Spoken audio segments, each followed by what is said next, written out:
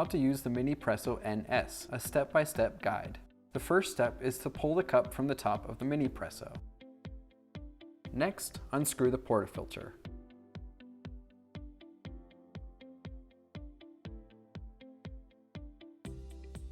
Insert the capsule into the Minipresso. Then, screw on the portafilter tightly to pierce the capsule.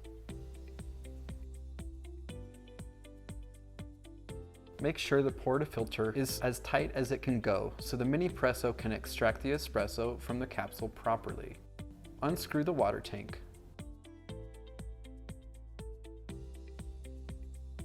Fill the water tank with boiling water up to the line. Screw on the water tank. Unlock the piston by twisting it counterclockwise.